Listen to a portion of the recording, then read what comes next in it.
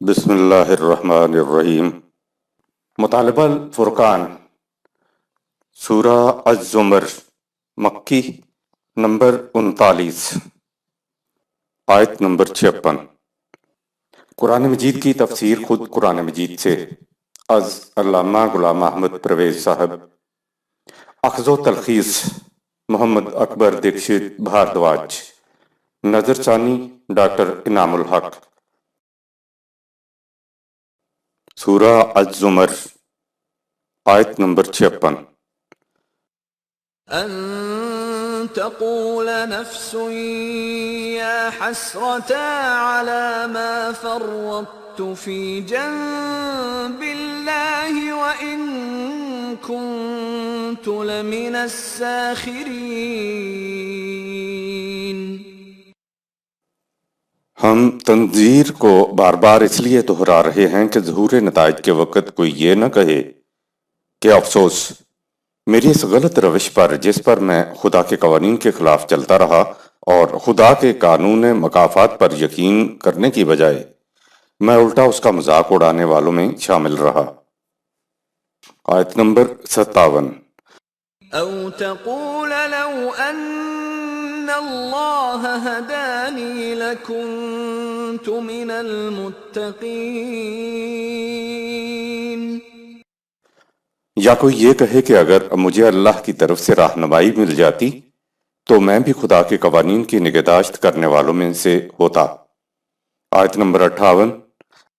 أو تقول حين ترى العذاب لو أن لي كرة فأكون من المحسنين۔ یا تباہی کو دیکھ کر کوئی کہے کہ اگر زندگی کا دھارا ایک مرتبہ پیچھے کی طرف لوٹ جائے تو میں بڑے اچھے کام کر کے دکھاؤں گا۔ آیت نمبر 59۔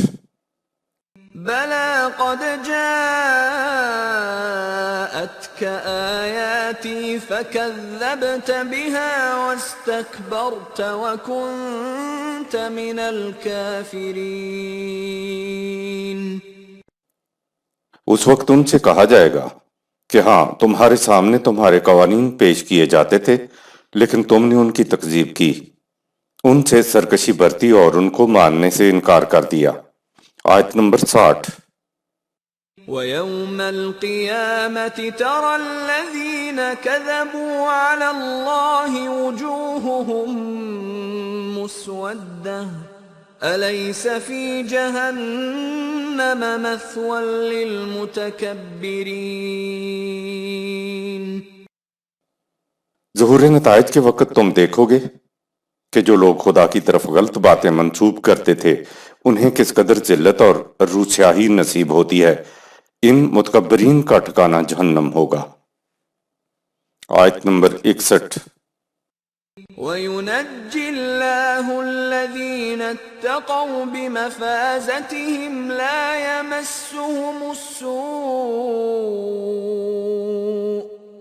يَمَسُّهُمُ السُّوءُ وَلَا هُمْ يَحْزَنُونَ۔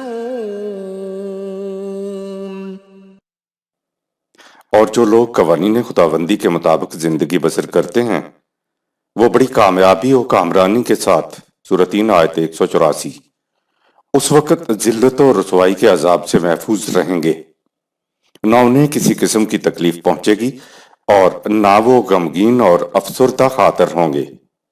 آیت نمبر 62۔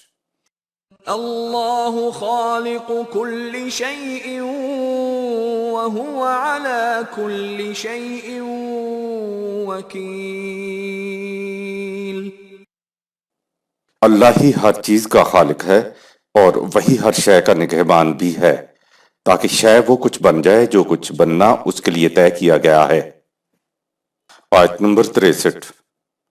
له مقاليد السماوات والأرض والذين كفروا بآيات الله أولئك هم الخاسرون۔ کائنات کی پستیوں اور بلندیوں میں تمام اختیارات و اقتدارات خدا کے قبضے میں ہیں، جو لوگ اس کے قانون کے خلاف چلیں گے وہ نقصان اٹھائیں گے۔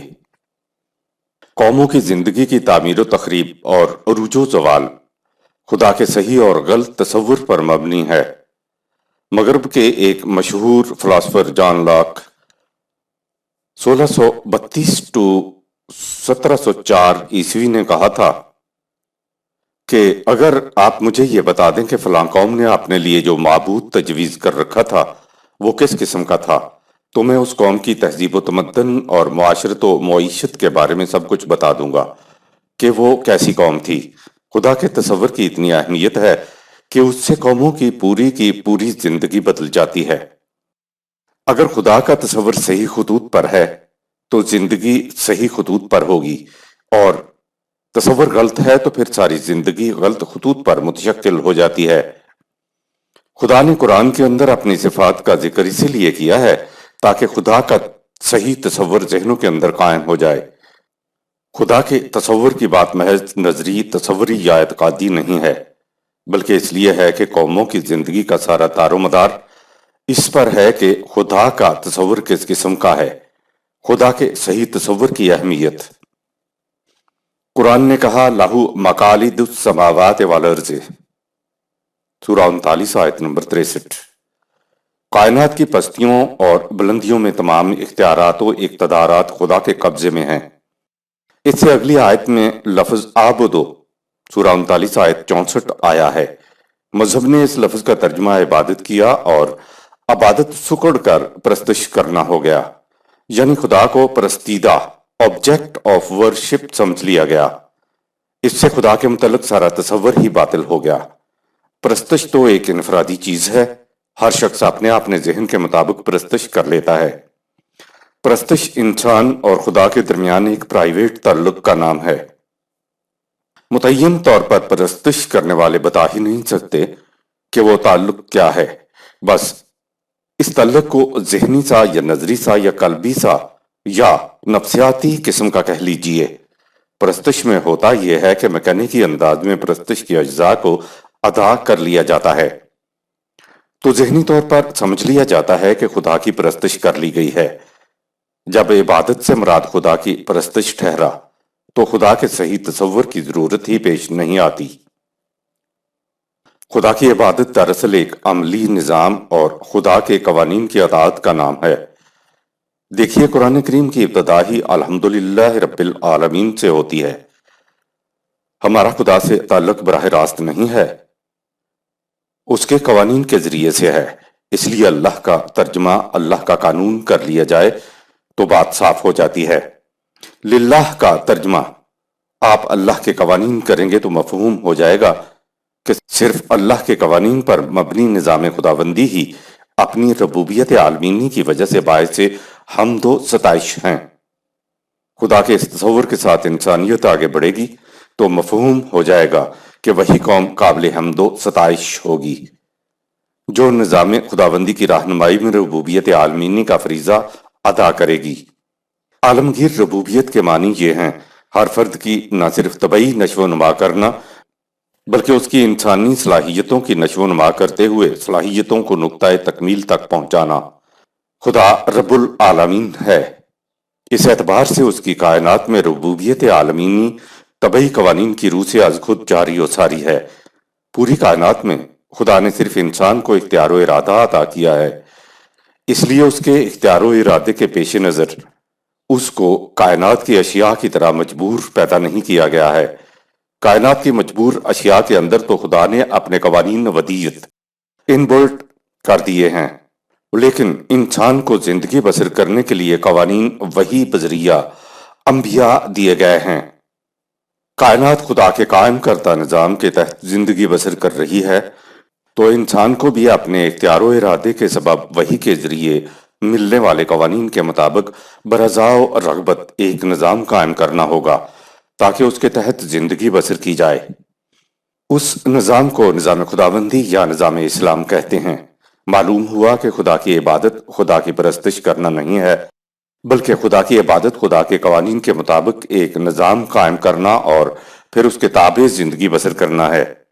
اس وضاحت کے بعد آپ کو سمجھ آ گیا ہوگا کہ ایاک نعبد، سورہ 1 آیت نمبر 3 کے معنی یہ نہیں ہے کہ ہم تیری ہی پرستش کرتے ہیں، بلکہ یہ ہو جائیں گے کہ ہم تیری ربوبیت عالمینی کے پروگرام میں شامل ہو کر تیرے قوانین کی اطاعت کرتے ہیں، تیرے قوانین کی محکومیت اختیار کرتے ہیں تاکہ ربوبیت عالمینی کا فریضہ ادا ہو جائے۔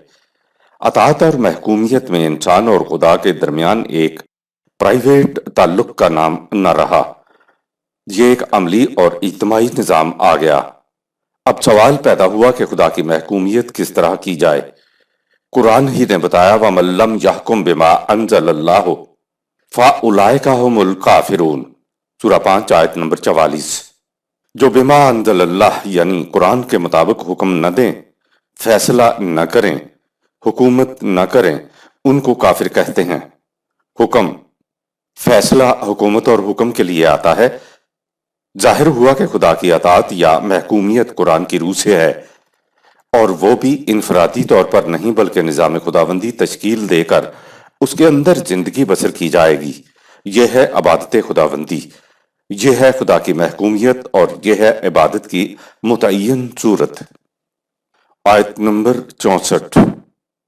قل أفغير الله تأمروني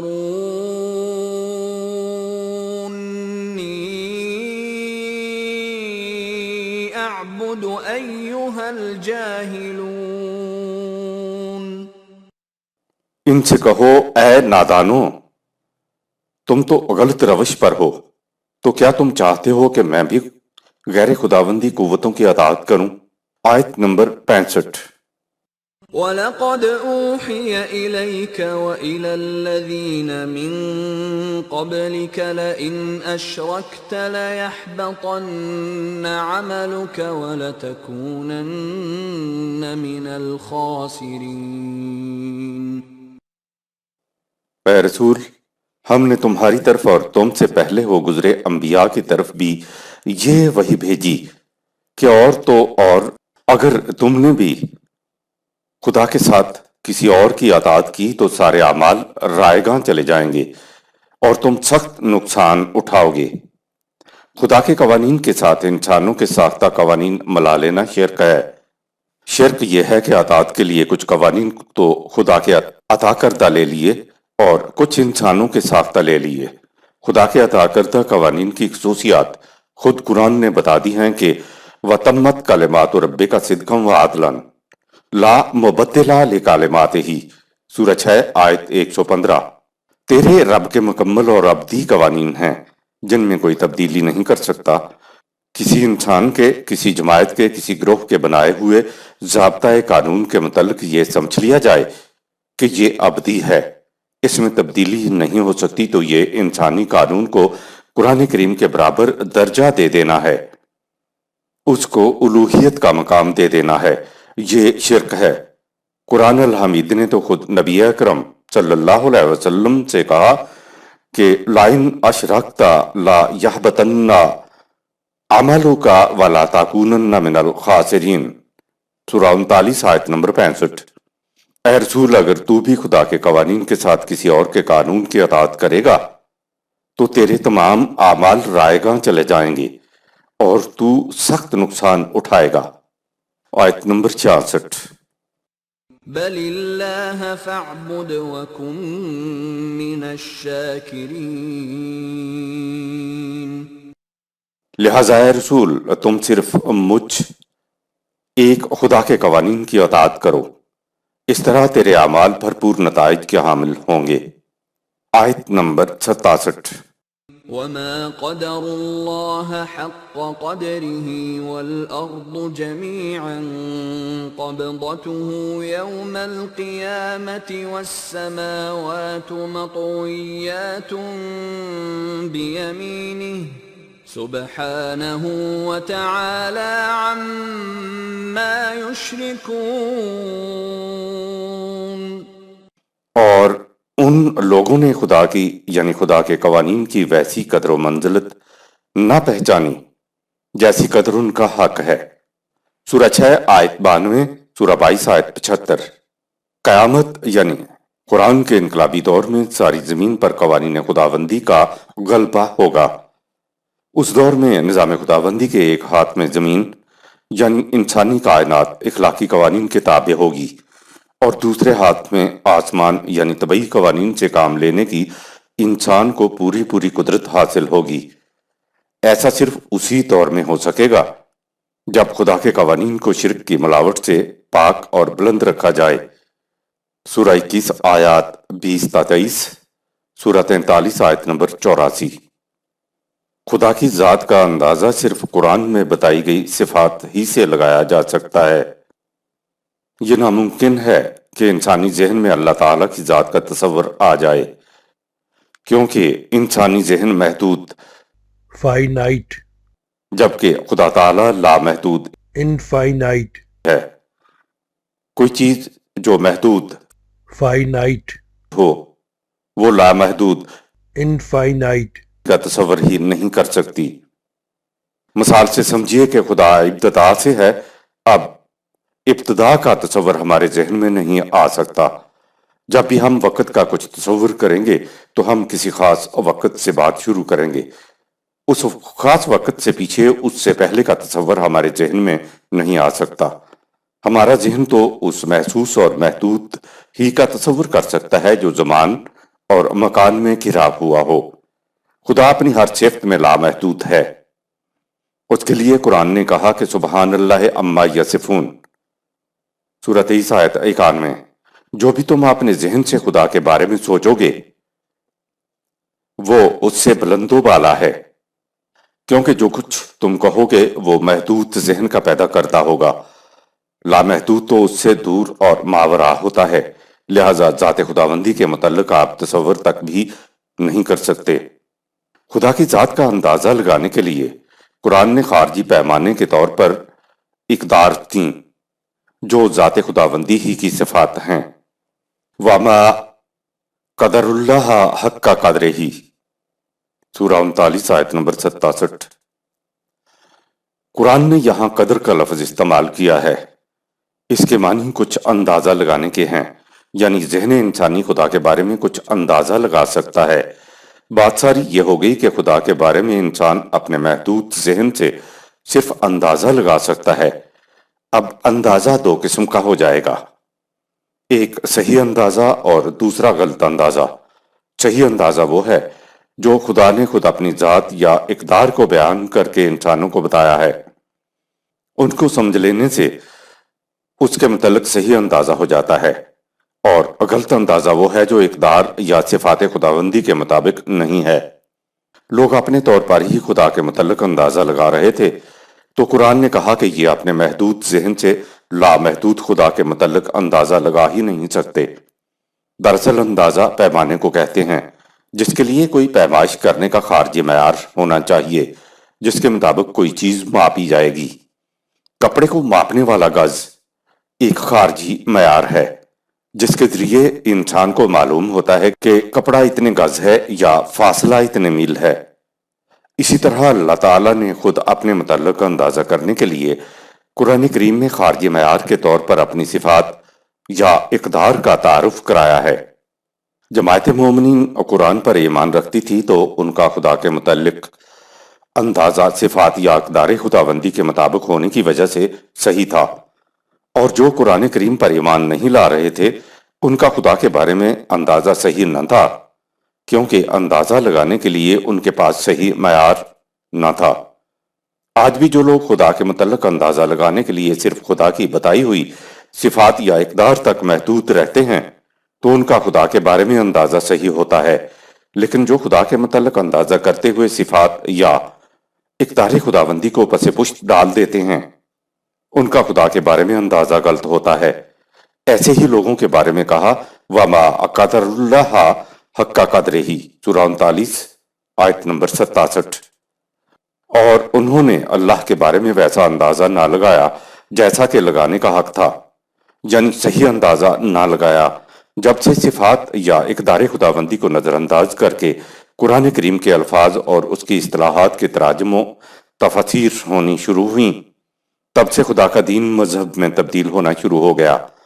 آج خدا کا دین ایک مذہب بن چکا ہے۔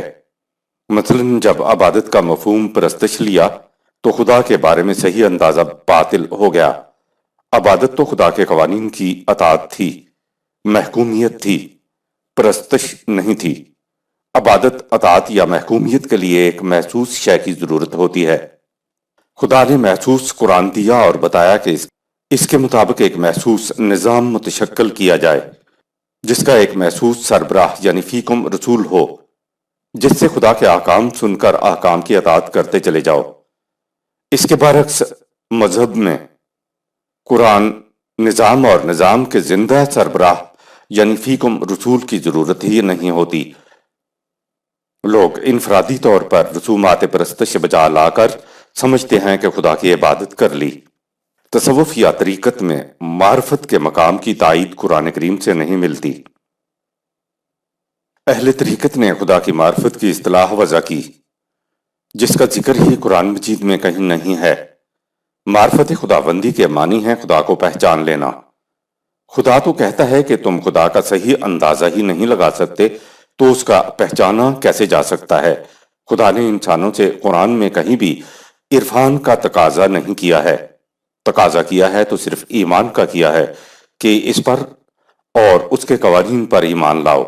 صوفیہ معرفت خداوندی کا دعویٰ کرتے ہیں تو معرفت تو جان پہچان والی بات ہو گئی۔ آگے جب یہ لوگ معرفت کی تفصیل بتاتے ہیں تو ایسا نظر آتا ہے کہ جیسے یہ اللہ میاں کے ساتھ اکٹھے کھیلتے ہوں۔ ان کا دعویٰ ہے کہ یہ خدا کے ہاں جا کر احکام میں تبدیلی کرا لیتے ہیں۔ یہ لوگوں کی عرضیاں پیش کرتے ہیں، تقدیرات سے پہلے وہاں سے معلوم کر کے آ جاتے ہیں۔ اسے خدا کی معرفت کہتے ہیں۔ یہ معرفت خداوندی اور اس کی تفاصیل خلاف قرآن ہیں۔ خدا کے طبعی قوانین اور اخلاقی قوانین میں دوہرا معیار کیوں ہے؟ ہماری ساری سائنس اس پر چلتی ہے کہ خارجی کائنات میں جاری و ساری خدا کے قوانین غیر متبدل ہیں اور اپنی نتیجہ خیزی میں اٹل ہیں۔ خدا نے اپنے طبعی اور اخلاقی قوانین کے لیے کہا لا مبدل لکلماتہ، سورہ 6 آیت نمبر 115۔ خدا کے قوانین میں کوئی تبدیلی نہیں کر سکتا۔ طبعی قوانین کو تو انسان مانتا ہے، تسلیم کرتا ہے کہ ان سے ہٹ کر کوئی نتیجہ برآمد نہیں کیا جا سکتا، لیکن انسانی دنیا کے لیے عطا کردہ خدا کے قوانین کو انسان تسلیم نہیں کرتا، حالانکہ یہ بھی نتیجہ خیزی میں طبعی قوانین کی طرف اٹل ہیں۔ گویا لوگ خدا کو الہ السماوات تسلیم کرتے ہیں، لیکن اسے الہ الارض یعنی انسانی کائنات کے لیے خدا تسلیم نہیں کرتے۔ یہاں وہ خدا کی بجائے ایک انسان یا انسانوں کے گروہ کے ساختہ قوانین کی اطاعت کرتے ہیں۔ خدا نے اپنا صحیح تصور یہ دیا کہ لاہو مقالید السماوات والارض سے، سورہ 39 آیت نمبر 63۔ کائنات کی پستیوں اور بلندیوں میں تمام اختیارات و اقتدارات خدا کے قبضے میں ہیں، یعنی اسی کی حکمرانی ہے۔ کائنات میں انسان بھی شامل ہے۔ کہا یہ ہے کہ لوگوں نے خدا کا صحیح اندازہ نہیں لگایا تو کائنات میں تو اس کی حکمرانی کو تسلیم کرتے ہیں، لیکن انسانی کائنات میں خدا کے قوانین کی بجائے انسانوں کے خود ساختہ قوانین کی اطاعت کرتے ہیں۔ وہ کہتا ہے کہ ارض یعنی انسانی کائنات کا بھی وہی خدا ہے۔ الہ کے معنی معبود کے نہیں بلکہ صاحب اقتدار کے ہیں۔ اگر عبد یا عبادت کے معنی محکومیت کے نہ لیے جائیں تو پھر خدا پرستش کی شے آبجیکٹ آف ورشپ ہو جاتا ہے، جو صحیح نہیں ہے۔ وہ اکیلا ہی السماء کا بھی الہ ہے اور ارض یعنی انسانی کائنات کا بھی الہ ہے، اور دونوں کائنات میں اس کا اقتدار علم و حکمت پر مبنی ہے۔ بڑی ہی بابرکت ہے وہ ذات جس کے اختیار میں آسمانوں اور زمین اور ان کے درمیان کی ساری چیزوں کی بادشاہی ہے، سورہ 43 آیات 84-85۔ ایک مقام پہ ہے کہ اگر کائنات میں ایک سے زیادہ خدا ہوتے تو فساد مچ جاتا، سورہ 21 آیت نمبر 22۔ خارجی کائنات ایک ہی خدا کے قوانین کے مطابق زندگی بسر کر رہی ہے تو امن و امان ہے، لیکن دوسری کائنات یعنی انسانی کائنات میں انسان ایک خدا کے قوانین کے مطابق زندگی بسر نہیں کرتے تو فساد اور امن و امان کا فقدان سب کو نظر آتا ہے۔ اگر انسان اپنی کائنات کو بھی قوانین خداوندی کے قوانین کے تحت لے آئے تو خارجی کائنات جیسا امن و امان ہوگا۔ انسانی دنیا کی مشکلات کا حل صرف یہ ہے کہ انسان اپنی زندگی کو خدا کے قوانین کے مطابق بسر کرے۔ ظہور نتائج کے وقت کو ہی دراصل قیامت کہا گیا ہے۔ قرآن کریم میں بیشتر مقامات پر ایسی آیات آتی ہیں جس سے یوں نظر آتا ہے جیسے یہ سلسلہ کائنات کسی وقت درہم برہم ہو جائے گا۔ یہ صحیح ہے، کیونکہ کائنات کو ابدیت حاصل نہیں، اس کو ایک معینہ مدت تک کے لیے ہی بنایا گیا ہے۔ سورہ 39 آیت 5۔ یہ سلسلہ کائنات ایک دن ختم ہو جائے گا، اس پر ہمارا ایمان ہے، لیکن ہر بات کو مرنے کے بعد کی قیامت پر اٹھا رکھنا بھی ٹھیک نہیں ہے۔ قرآن کریم میں بہت ہی اقوام کا ذکر ہے جو اسی دنیا میں عذاب علیم میں مبتلا ہوئیں، تو کیا ہم یہ مفہوم لیں کہ وہ ساری اقوام اخروی قیامت میں عذاب علیم کا شکار ہوں گی؟ قرآن تو اسی دنیا میں ان کی تباہ شدہ بستیوں کا بھی ذکر کرتا ہے، تو عذاب تو آخرت کے علاوہ اس دنیا میں بھی ہوا۔ آخرت کی زندگی اور وہاں نمودار ہونے والے نتائج پر ہمارا ایمان ہے۔ اس ایمان کے بغیر تو کوئی مسلمان ہو ہی نہیں سکتا۔ جو آیات اس قسم کی آئیں گی جن کے عام معنی کے اعتبار سے ذہن مرنے کے بعد کی قیامت کی طرف جائے تو وہ تصور بھی آپ لے سکتے ہیں۔ جہاں کہیں عذاب کا جہنم کا جنت کا ذکر آئے گا تو یہ صرف اخروی قیامت تک محدود نہیں، اس دنیا کے ساتھ جو تعلق ہے ایسی آیات کا مفہوم اس دنیا سے بھی متعلق ہوگا۔ چونکہ اوپر سے ارض و سماوات کے اندر خدا کے اقتدار کی بات چلی آ رہی تھی، تو ہم نے بھی اپنی بصیرت کے مطابق ان آیات سے مفہوم یہ سمجھا ہے کہ یہ اسی دنیا میں وہ نقشہ بتایا جا رہا ہے جسے توحید کہا جائے گا، جسے ایک خدا کی کار فرمائی کہا جائے گا۔ اسی دنیا میں طبعی قوانین کی طرح جب اخلاقی قوانین بھی کار فرما ہوں گے تو اس نقشے کا نام خدا نے القیامہ رکھا ہے۔ مرنے کے بعد کی قیامت پر ہمارا ایمان ہے، لیکن قرآن کریم میں ہر جگہ وہی قیامت مراد نہیں ہے۔ خود قیامت کا مادہ کاف الف میم یعنی کام اور معنی ہے اٹھ کھڑے ہونا۔ عربی زبان میں جب کسی لفظ کے آخر میں تے آ جائے تو اس کے معنی ہے وہ کام یکلخت ہو گیا۔ لہذا لفظ قیامت قیام کے بعد تے لگنے سے بنا ہے، اس لیے قیامت دنیا و آخرت میں ظہور نتائج کی گھڑی یکلخت ابھرنے کو کہتے ہیں۔ توحید کا بنیادی مفہوم ارض و سما میں خدا ہی کے قوانین کی کار فرمائی ہے۔ مرنے کے بعد کی زندگی، قیامت، جنت، جہنم ایسی حقیقتیں ہیں جن پر ہمارا ایمان ہے، لیکن قرآن کریم بتاتا ہے کہ مکافات عمل کی ابتدا اسی دنیا سے ہو جاتی ہے۔ جو معاشرہ خدا کے قوانین کے مطابق متشکل ہوتا ہے اس کا نقشہ اسی قسم کا ہوتا ہے جیسے مرنے کے بعد کی زندگی کا، یعنی ہر بات کا فوری فیصلہ عدل کے مطابق، ہر عمل کا ٹھیک ٹھیک نتیجہ، اعمال حسنہ کے فوری خوشگوار نتائج اور اغلط اعمال کے تباہ کن نتائج۔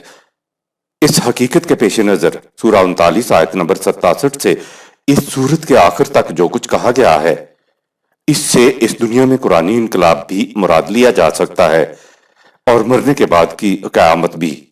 ہم نے ان آیات میں اسی دنیا کا انقلاب مراد لیا ہے، بالخصوص اس لیے کہ سورہ 39 آیت 76 میں وراثت ارض کا ذکر ہے، لہذا وراثت ارض سے اس دنیا کی فتوحات مراد لینا زیادہ صحیح لگتا ہے۔ قرآن کے انقلابی دور میں خدا کا صحیح اندازہ لگ سکے گا۔ خدا کا غلط تصور تو یہ ہے کہ خارجی کائنات یعنی سماوات میں جتنی قوتیں کار فرما ہیں وہ تو خدا کے قبضے میں ہیں، لیکن انسانی کائنات میں قوانین خداوندی کا کوئی عمل دخل نہیں ہے۔ انسان کے اختیار و ارادے کے سبب خدا نے انسان کی عرضی زندگی کو اپنے قبضے میں نہیں رکھا۔ یہاں انسان چاہے تو خدا کا اقتدار قائم کر کے اس کے تحت زندگی بسر کرے، یہ توحید ہے، چاہے تو خود اپنا اقتدار قائم کرے یا دوسروں کے اقتدار میں زندگی بسر کرے، یہ شرک ہے۔ سمجھانے کے لیے کہا کہ توحید یہ ہے کہ خدا یعنی نظام خداوندی کے دائیں ہاتھ میں تسخیر کردہ سماوات ہو یعنی طبعی قوانین ہوں، اور بائیں ہاتھ میں ارض یعنی اخلاقی قوانین ہوں، اور ان پر عمل ہو رہا ہوگا۔ طبعی و اخلاقی دونوں گوشے نظام خداوندی کے ہاتھ میں ہوں گے تو یہ نظام توحید قائم ہو۔ جب نظام خداوندی کے تابع انسان طبعی قوانین کی روح سے رزق حاصل کریں گے اور نظام حاصل کردہ رزق کو اخلاقی قوانین کے مطابق تقسیم کرے گا تو یہ خارجی اور انسانی کائنات میں توحید کا نقشہ ہوگا۔ شرک یہ ہے کہ خارجی کائنات میں انسان طبعی قوانین کو تسلیم کرے اور انسانی دنیا کے لیے عطا کردہ اخلاقی قوانین کو تسلیم نہ کرے۔ ظاہر ہے کہ توحید کا نقشہ وہی ہوگا جس میں انسان خارجی کائنات اور انسانی کائنات دونوں میں خدا کے قوانین کو نہ صرف تسلیم کرے بلکہ ان کے مطابق اپنی زندگی بسر کرے۔ دنیا میں قرآنی قیامت یا انقلاب کے برپا ہونے کا وقت۔ قرآن نے القیامت کہا ہے۔ عربی زبان میں اگر کسی لفظ کے آخر میں تے ہو تو اس کے معنی ہے کہ یکلخت کسی چیز کا ابھر کر کھڑے ہو جانا۔ قرآن کا انقلاب تب ظہور پذیر ہوگا جب تسخیر کائنات کے ساتھ ارض کی زندگی یعنی انسانی زندگی کا نظام بھی قوانین خداوندی کے تابع ہوگا۔ اب سوال ہے کہ آخر یہ کب ظہور پذیر ہوگا؟ فرمایا یوم یقوم الناس لرب العالمین، سورۃ 83 آیت نمبر 6۔ جس دن یا جس دور میں عالمگیر انسانیت خدا کے نظام ربوبیت کو قائم کرنے کے لیے اٹھ کھڑی ہوگی تو تب یہ اسی دنیا میں القیامت ہوگی۔ اس انقلابی دور میں کوئی بوجھ اٹھانے والا کسی کا بوجھ نہیں اٹھائے گا اور تمام معاملات کا فیصلہ قوانین خداوندی کی روح سے ہوگا۔ کسی پر ذرہ بھر زیادتی نہیں ہوگی۔ اب دیکھنا یہ ہے کہ کب عالمگیر انسانی فہم بلند ہو کر قرآن کے حقائق کو تسلیم کرتا ہے اور ان کے مطابق زندگی بسر کرتا ہے، اور کب ربوبیت عالمینی کو قائم کرنے کے لیے انسانیت اٹھ کھڑی ہوتی ہے۔ آیت نمبر 68۔ وَنُفِخَ فِي الصُّورِ فَصَعِقَ مَن فِي السَّمَاوَاتِ وَمَن فِي الْأَرْضِ إِلَّا مَن شَاءَ اللَّهُ ثُمَّ نُفِخَ فِيهِ أُخْرَى فَإِذَا هُمْ قِيَامٌ يَنظُرُونَ۔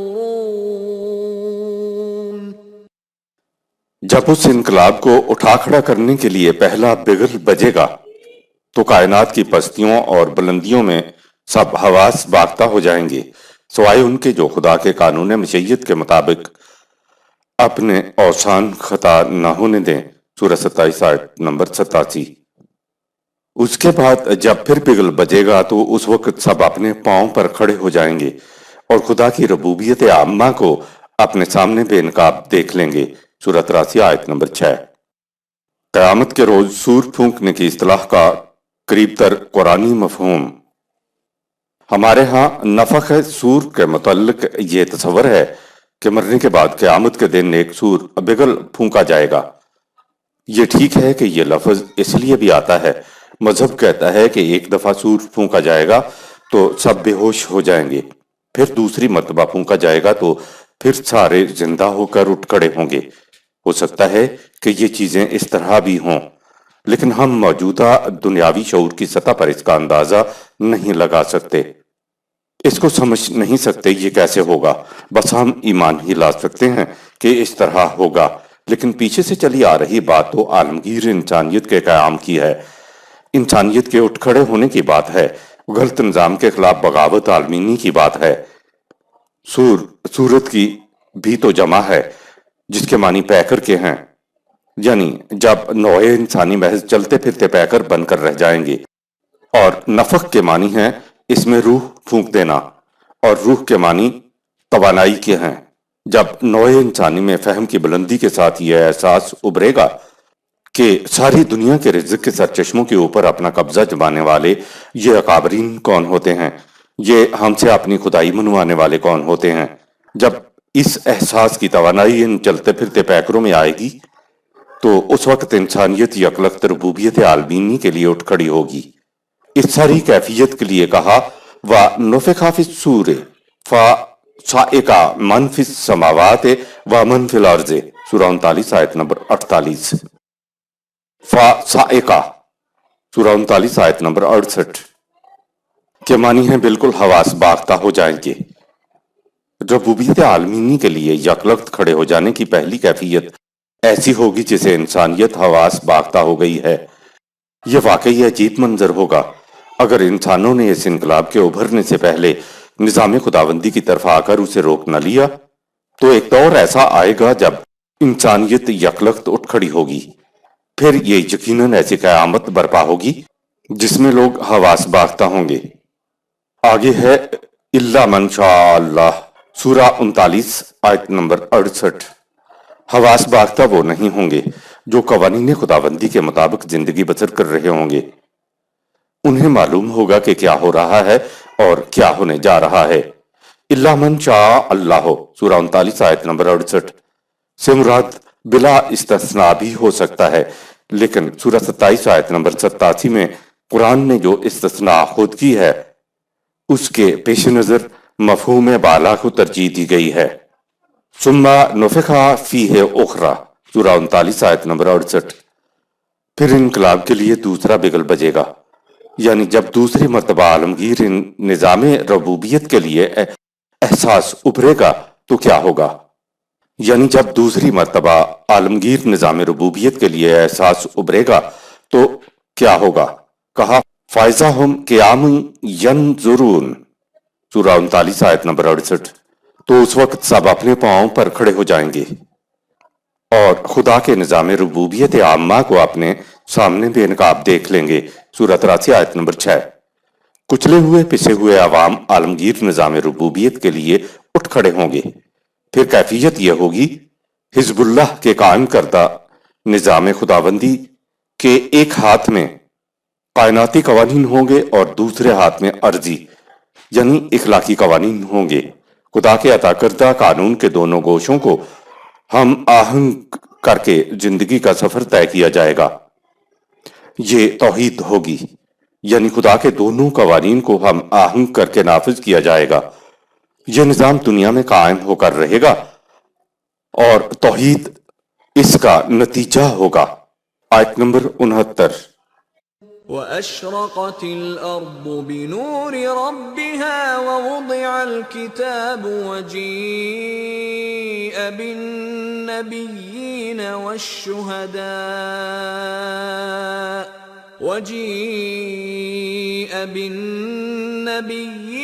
وَالشُّهَدَاءِ وَقُضِيَ بَيْنَهُم بِالْحَقِّ وَهُمْ لَا يُظْلَمُونَ۔ ایسے دور میں زمین یعنی انسانی کائنات خدا کے عالمگیر ربوبیت کے نور سے جگمگا اٹھے گی اور ہر معاملہ خدا کے قوانین کے مطابق طے ہوگا، اور اس طرح زندگی کا وہ نقشہ مرتب اور مکمل ہو کر سامنے آ جائے گا جس کے لیے انبیاء آتے رہے اور جماعت مومنین جس کی شہادت دیتی رہیں۔ اس دور میں لوگوں کے تمام معاملات کے فیصلے حق و انصاف کے ساتھ ہوں گے اور کسی پر کسی قسم کی زیادتی نہیں ہوگی۔ عالمگیر نظام ربوبیت توحید کا چراغ ہے جو جلوہ گر ہو کر رہے گا۔ وَأَشْرَقَتِ الْأَرْضُ بِنُورِ رَبِّهَا، سورہ 39 آیت نمبر 69۔ یہ زمین یعنی انسانی کائنات ربوبیت دینے والے خدا کے نور سے جگمگا اٹھے گی۔ اس آیت میں لفظ رب آیا ہے۔ ربوبیت کے لیے قرآن میں ہر جگہ رب لفظ ہی آتا ہے۔ خدا اس آیت میں عرض کی بات کر رہا ہے تو یہ مرنے کے بعد قیامت کی بات نہیں ہو سکتی۔ خدا کے قوانین دو قسم کے ہیں، ایک تو طبعی قوانین ہیں جو از خود جاری و ساری ہیں۔ ان قوانین کے ذریعے سامان رزق حاصل کیا جاتا ہے۔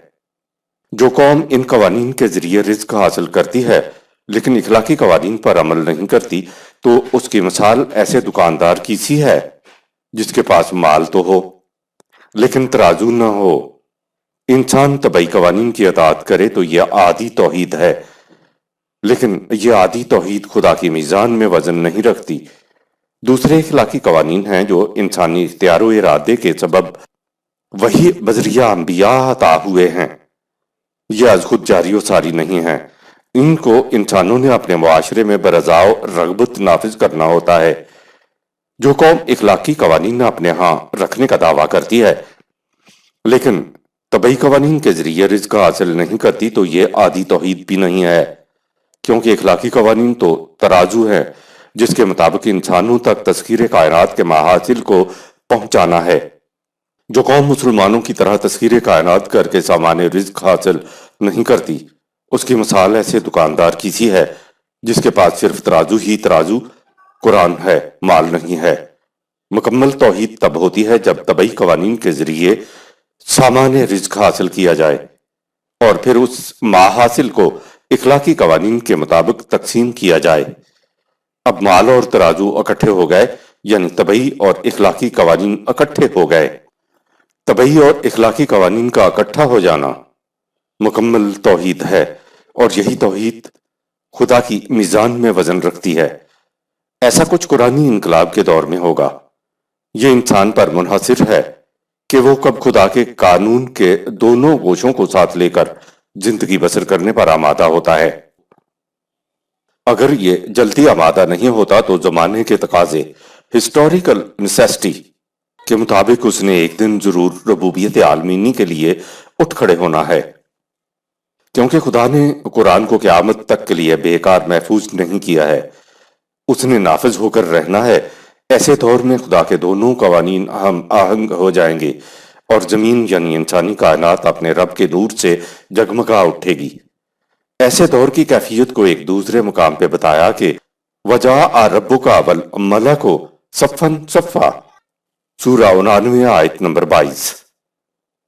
دونوں قوانین کے ہم آہنگ ہو جانے پر، یعنی توحید کے مکمل ہو جانے پر، کائناتی قوتیں صف بستہ ہو کر انسانوں کے قائم کردہ نظام ربوبیت کو تقویت دینے کے لیے آئیں گی، اور تیرے رب کا نظام ربوبیت زمین پر متمکن ہو جائے گا۔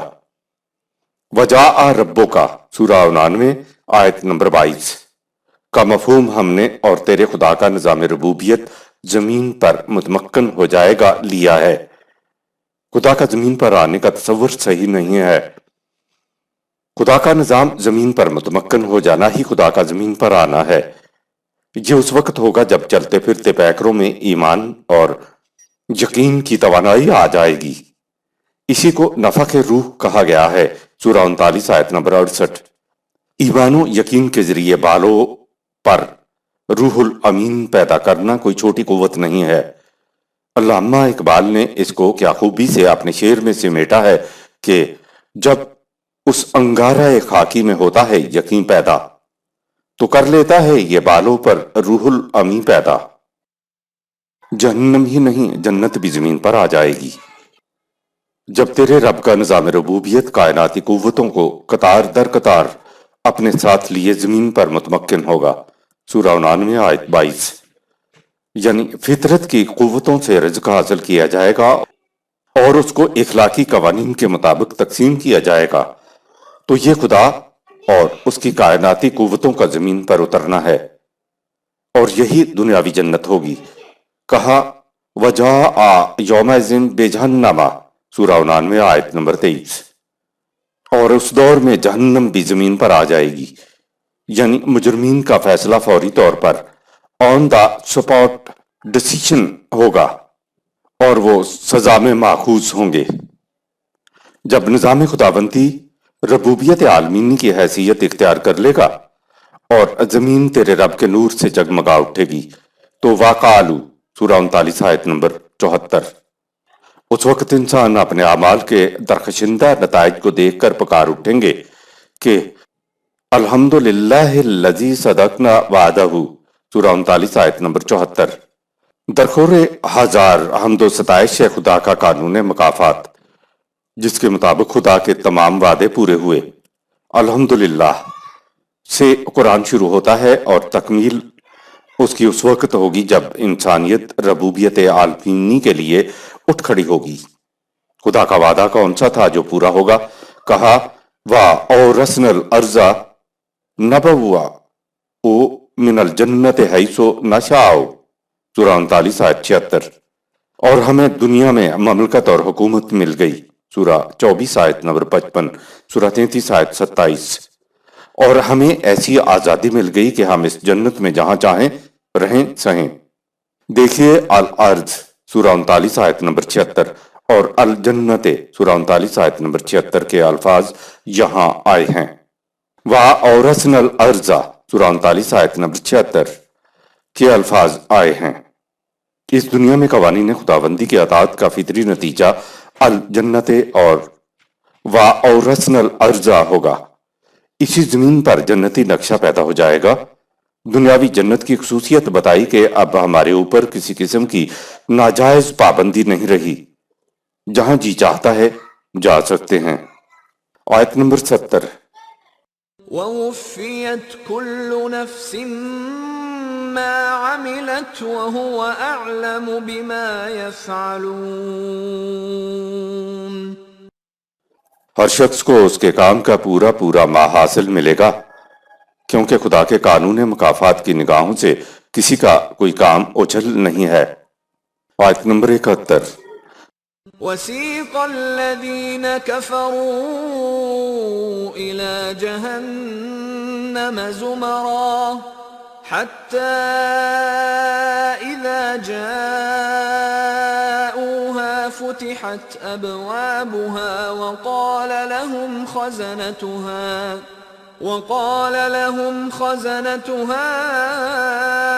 ألم يأتكم رسل منكم يتلون عليكم آيات ربكم وينذرونكم لقاء يومكم هذا قالوا بلى ولكن حقت كلمة العذاب على الكافرين۔ قوانین خداوندی سے انکار و سرکشی برتنے والوں کو گروہ در گروہ جہنم کی طرف ہنکایا جائے گا، یہاں تک کہ جب وہ اس کے قریب پہنچیں گے تو اس کے دروازے کھول دیے جائیں گے۔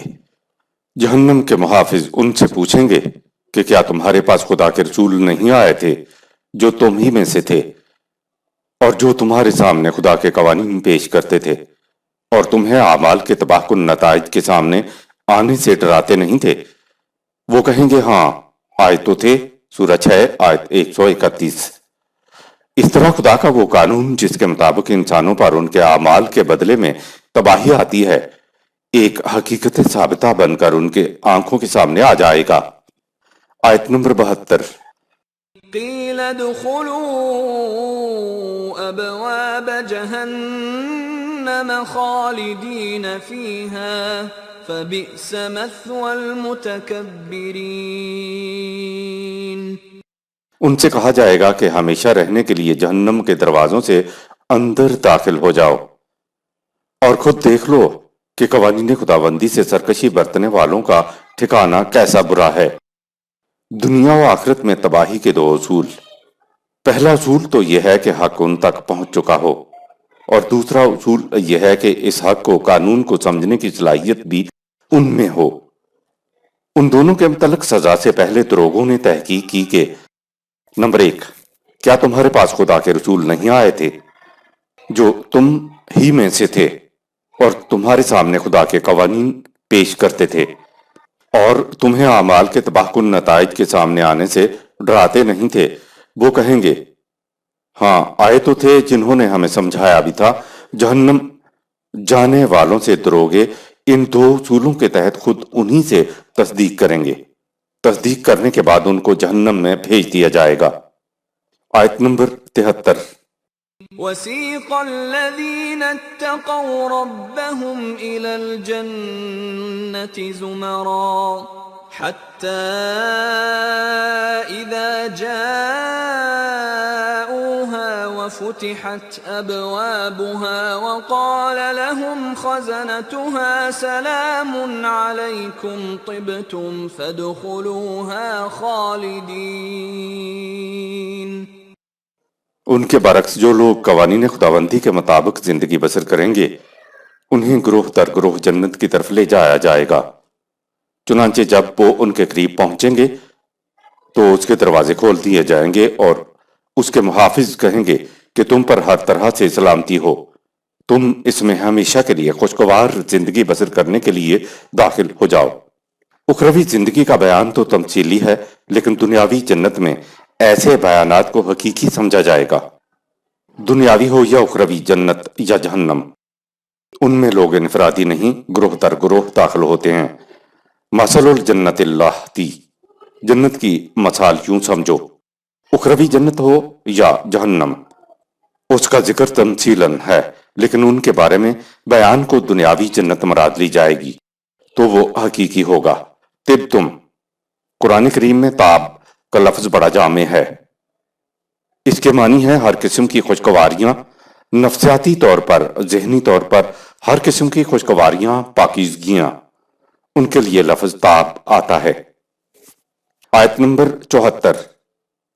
وقالوا الحمد لله الذي صدقنا وعده وأورثنا الأرض نتبوأ من الجنة حيث نشاء